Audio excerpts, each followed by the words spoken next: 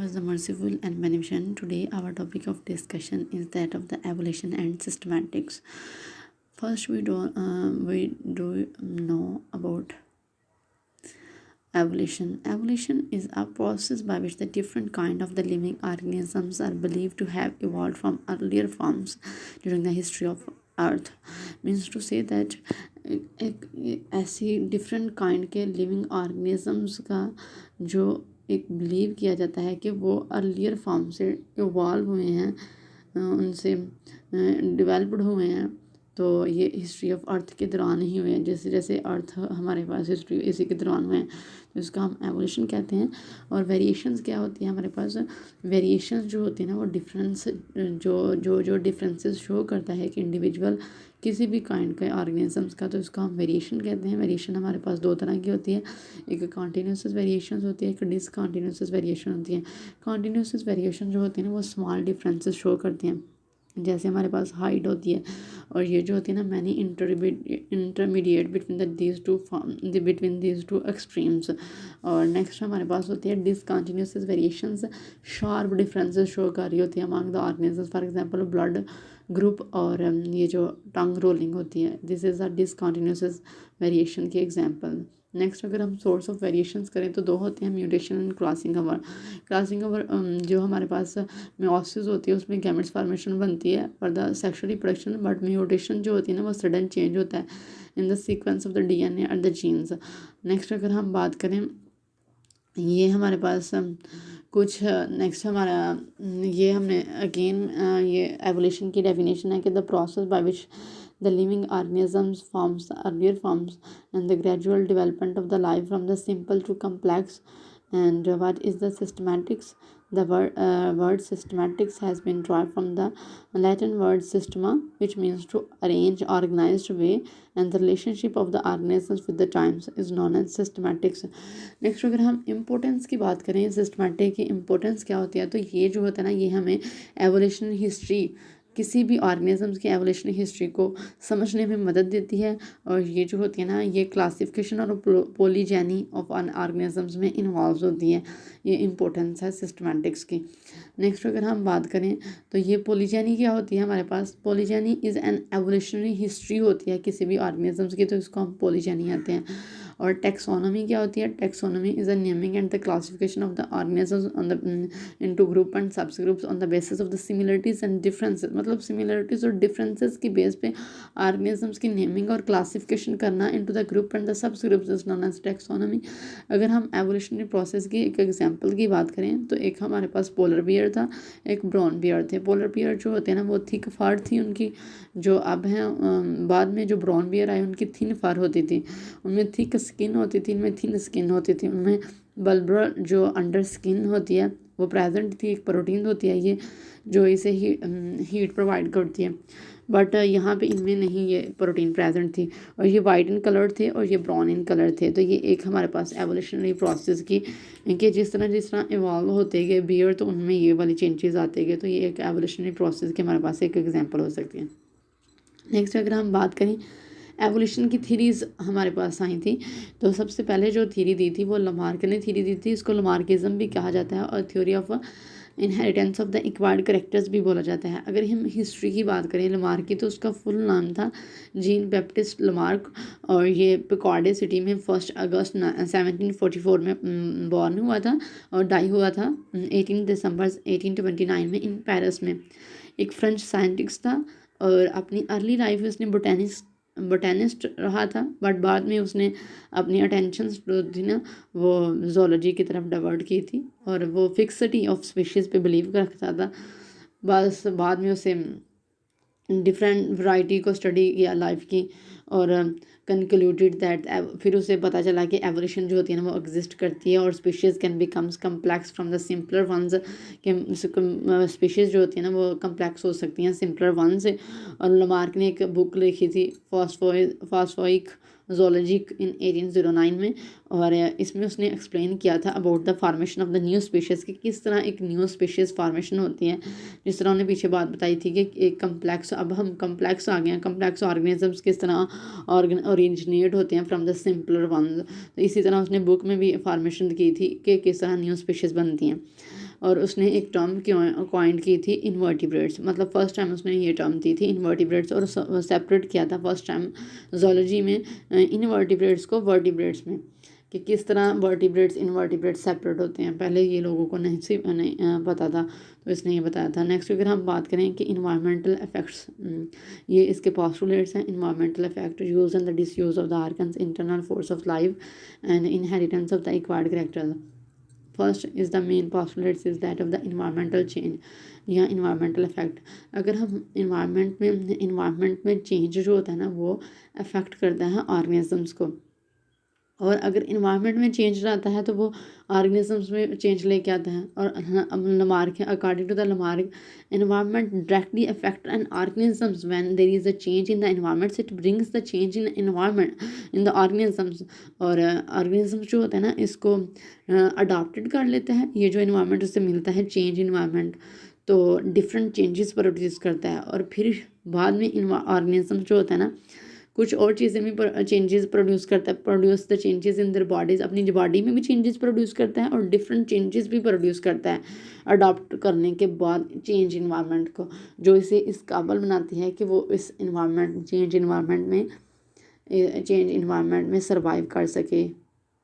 Next अगर हम बात करें कि according to the Lamarck, due to the change in the environment organism start over using some organs, so these organs that are greatly used well developed in size, but those organs which are less used and less used or are not fully developed or underdeveloped, they are slowly becomes reduced or lost. These are known as vestigial organs. Vestigial organs ऐसे होते हैं जो functional ऐसे होते हैं, जैसे हमारे जैसे हम ये कह सकते हैं कि जो टेल थी ह्यूमन में, पहले टेल होती थी अब नहीं होती, तो ये वेस्टिजियल ऑर्गन्स के। नेक्स्ट अगर हम बात करें कि इंटरनल फोर्स ऑफ लाइफ क्या होती है, कि जो चेंज ऑर्गेनिज्म में आया है वो इंटरनल फोर्स ऑफ बॉडी की वजह से हो सकता है, और due to will of the body, या बॉडी की विल की वजह से हो सकता है, या इंटरनल फोर्स ऑफ बॉडी की वजह से होता है। तो इसकी वजह से ऑर्गेनिजम्स क्या करना शुरू कर देते हैं, ऑर्गेनिजम्स जो होता है ना वो इंक्रीज़ करना स्टार्ट कर देता है कुछ ऑर्गन्स को उनके साइज़ में, जिसे वो इंक्रीज़ करना चाहता है, but at the same time वो डिक्रीज़ भी करता है कुछ ऑर्गन्स को साइज़ को, जिसे वो डिक्रीज़ करना, जिनसे वो गेट रिड ऑफ, जिनसे वो जान छुड़ाना चाहता है, तो उनको वो डिक्रीज़ करना स्टार्ट कर देता है।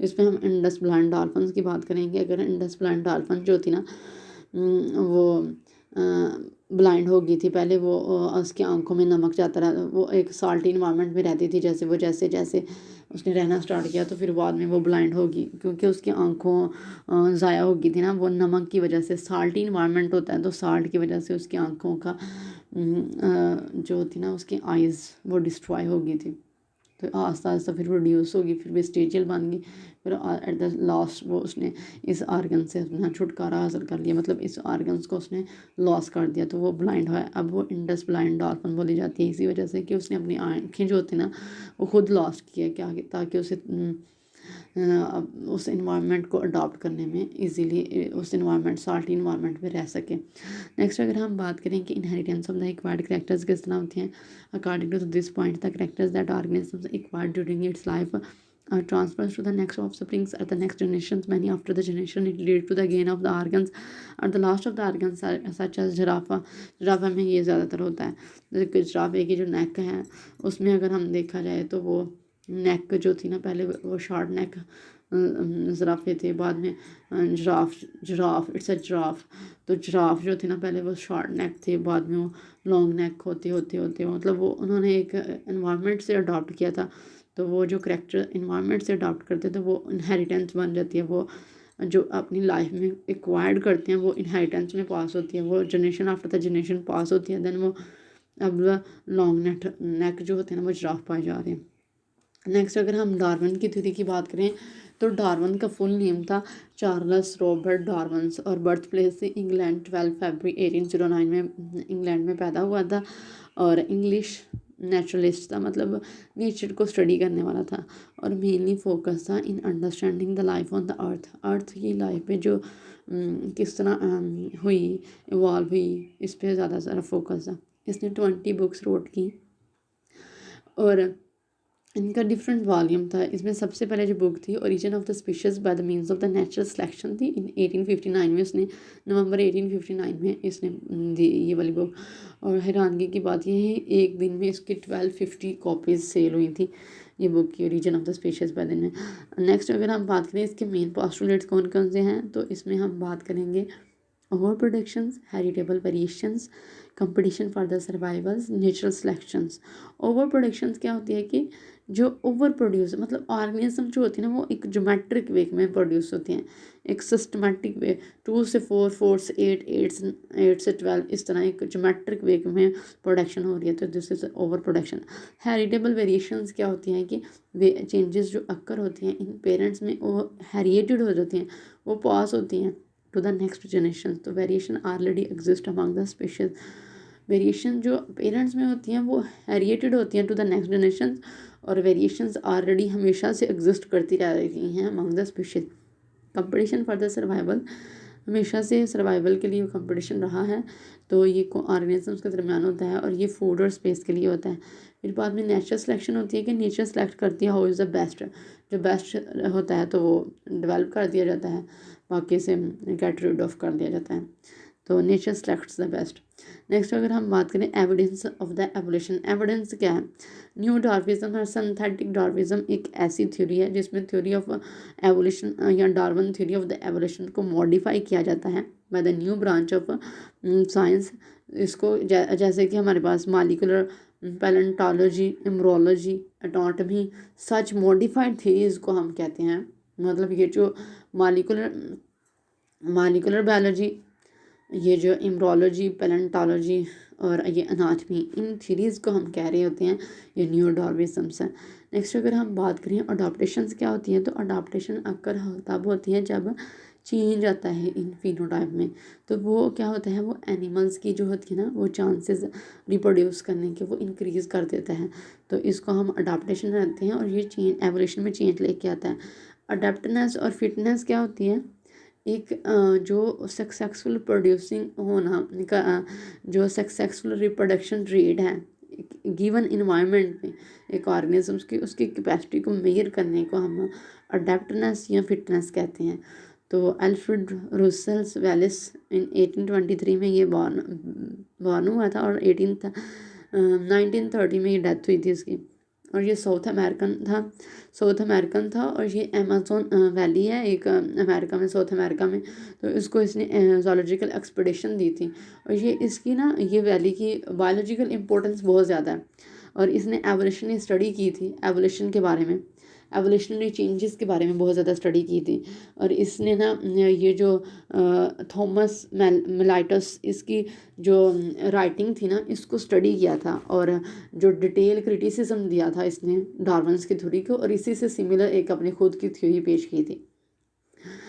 बट नेक्स्ट अगर हम बात करें तो इसने ना ये इसमें डिफरेंस क्या था रूसेल और डार्विन्स की थ्योरी में, कि रूसेल जो था ना वो कह रहा था कि एवोल्यूशन में ना जजमेंट नहीं होनी चाहिए, तो बट डार्विन्स ने इसलिए उसने अपना कोई क्लियर व्यू दिया ही नहीं अब इस पर, बट डार्विन ने एक अपनी अलहदा जजमेंट भी दी और एक अलहदा अपने क्लियर व्यूज़ दिए थे अपने थ्योरी, जो ज़्यादातर अब जो ज़्यादा साइंसदान हैं उनसे ज़्यादा रिलेटेड है as compare to the Russell.